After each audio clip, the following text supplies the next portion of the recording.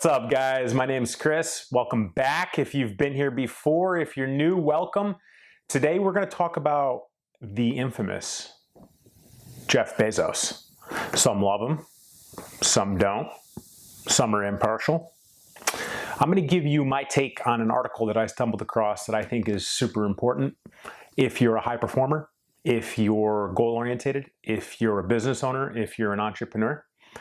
And the title of this article is Why Jeff Bezos Always Thinks 3 years Out and Only Makes a Few Decisions a Day. I think Jeff Bezos is going to go down in history as one of, if not the greatest visionary to ever live. Probably one of. His business model has already been replicated in South Korea, if I'm not mistaken, and that business is growing faster than Amazon. But this man is going to be known as one of the best. And one of the many reasons why he is going to be known as one of the best and best visionaries to ever live is because he plans his business moves out 3 years in advance. All right, so if you think this is important, smash that like button, consider subscribing. Let's get into it. All right, guys, so let's focus on the topic at hand here. I'm going to read an article, or at least snippets of this article that I've actually read many times, and it's been out for almost a year now. However, it's vitally important to understand not only how Jeff Bezos runs things, but as we're getting closer and closer to 2022, many of us are beginning to plan 2022 and the goals out, all right? I used this article a year ago and started forecasting exactly what it predicts to do, or actually exactly what it says to do, which is what we're going to talk about, okay? But as we get closer to 2022, most people are beginning to think about their goals for the next year. Jeff's perspective on it is intriguing. Listen to this. So many of you know that he's written and continues to write. And in his new book, Invent and Wander, the collected writings of Jeff Bezos, Bezos said he, along with his senior staff, are always working in the future, according to the book. Quote, when I have a good quarterly conference call with Wall Street, people will stop me and say, congratulations on your quarter. And I say, thank you. But what I'm really thinking is that quarter was baked 3 years ago, Bezos said. For example, right now, Bezos and his team are working on a quarter that's going to reveal itself sometime in 2023, according to writing, Thinking 3 Years Out in his book. And that's what you need to be doing, Bezos said, when you're running a corporation with a market cap of over $1 trillion like Amazon. Having this long-term thinking approach helps business focus on planning and where they should invest their energy, Bezos said. As a CEO, it's also critical that Bezos only makes a few decisions a day. As a senior executive, what do you really get paid to do? ? You get paid to make a small number of high-quality decisions, Bezos says. Bezos, 56, said that he makes 3 good decisions a day, and that's enough. And they should be as high quality as I can make them. Things were different. This part of the article blows my mind. Things were different when Amazon was a startup in the mid-90s, he said. During that time, Bezos had made hundreds of decisions a day and was even packing shipments and dropping them at the post office himself. Keep in mind, when Amazon got started, Bezos was packing his own packages and dropping them at the post office. But things changed quickly when Amazon went public in 1997, and the company's employee base grew from 158 to 614 that year. Today, Amazon has more than 1 million employees worldwide. To make good decisions, Bezos emulates fellow billionaire Warren Buffett's decision-making philosophy. Quote, Warren Buffett says, he's good if he makes 3 good decisions a year. And I really believe that, Bezos said.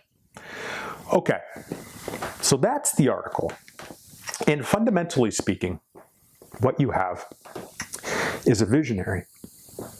If you're a high performer, if you're a goal-oriented person, if you own a business, if you're an entrepreneur, if you're all of these things, one of these things, or not limited to these things, having vision of what you want for the future is fundamentally extremely important. I would say 95% of Americans kind of just wander through life. As Napoleon Hill would say, like a boat without a rudder, meaning going in a variety of directions, not knowing where they should be going. When you have vision of what it is that you want, what it is that you want to be known for, what it is, the impact you want to make, the product you want to provide, the goals that you want to make, thinking in the future is extraordinarily important, and putting those thoughts on a piece of paper, or what I prefer is a whiteboard. Putting those thoughts on a whiteboard, and then Bezos, as he so eloquently explains, by quarter, okay? So for instance, if you own a business, and it's the end of 2021 right now, having your quarters planned out for 2022 would be vitally important. And that's what he's saying, to think 3 years out. That is a topic that I teach a lot of the students that I work with when it comes to planning. Never at the capacity of a quarter for 3 years out, though, until I read that article by Bezos, which influenced my thought process as a teacher to help my students think quarterly rather than, say, just yearly when it comes to 1, 2, 3, 5 years out.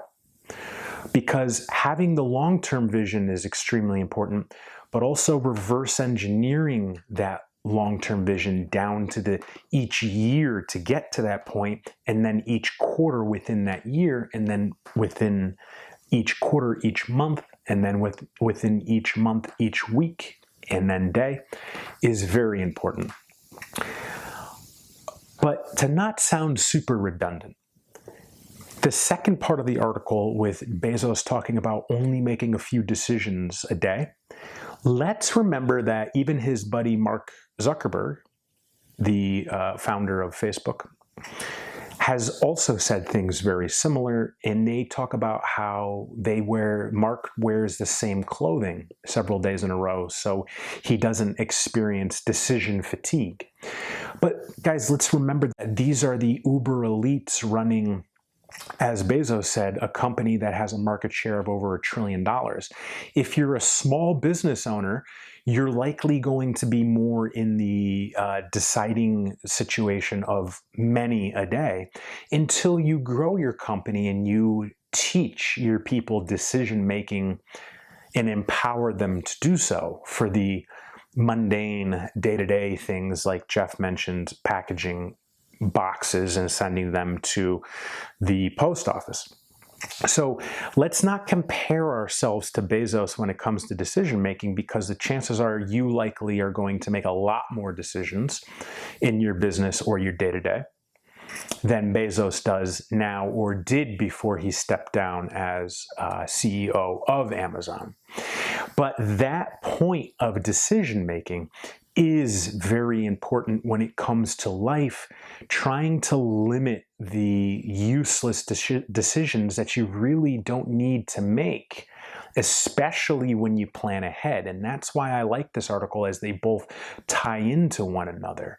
The reason why Bezos is only making 3 major decisions in his day is because he's planned 3 years out by the quarter.